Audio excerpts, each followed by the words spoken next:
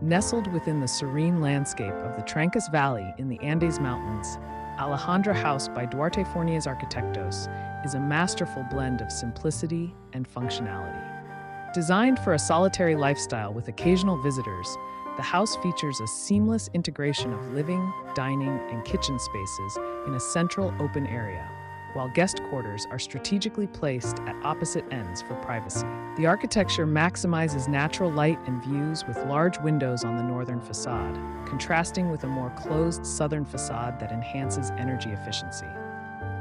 Constructed primarily of wood with a metal exterior, the design focuses on using a limited palette of materials to ensure the surrounding natural beauty takes center stage.